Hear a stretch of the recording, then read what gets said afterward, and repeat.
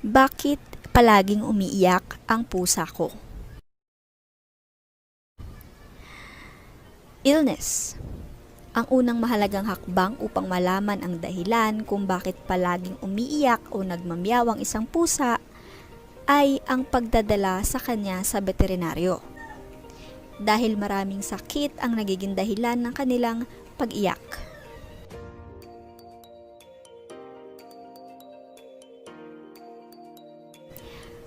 Attention seeking. Hindi gaya ng iniisip ng maraming tao, ayaw ng mga pusa ang maiwang mag-isa.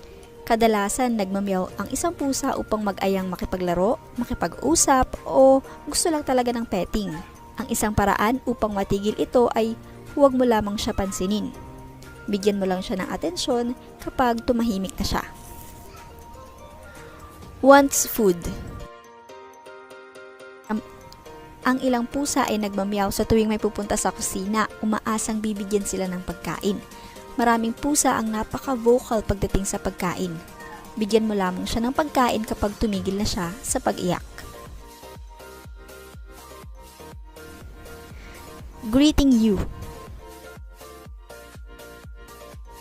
Maraming pusa ang nagmamyaw sa tuwing dadating ang kanilang tagapag-alaga galing sa labas. Itong habit na ito ay napakahirap sirain. Isipin mo na lang na masaya lamang siyang makita ka. They are lonely. Kapag ang iyong pusa ay madalas mag-isa lang sa bahay, mainam kung bigyan mo siya ng mga interactive toys para hindi sila malungkot habang wala ka.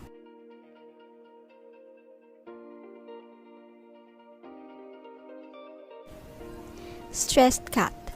Ang mga pusa na stressed ay kadalasang nagiging vocal. Ang ilan sa mga dahilan ng kanilang stress ay maaaring may bagong pet o baby o kaya naman bagong lipat lamang kayo sa inyong bahay.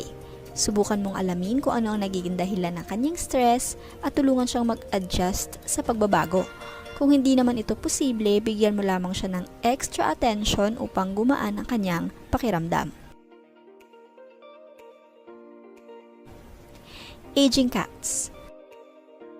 Ang mga pusa, gaya ng mga tao, ay nakakaranas din ng mga mental confusion o cognitive dysfunction habang sila ay tumatanda.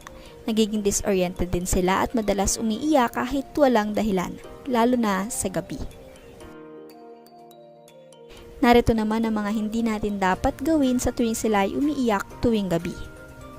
Una ay huwag baliwalain ang meowing lalo na kung hindi tayo sigurado kung ano ang problema. Minsan kasi talagang may kailangan lang sila at kailangan nila ng tulong ng kanilang tagapag-alaga.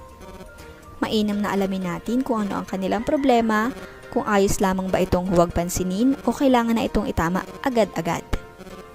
Pangalawa ay huwag parurusahan o sasaktan ng isang pusa dahil lang sa kanyang pagmeow.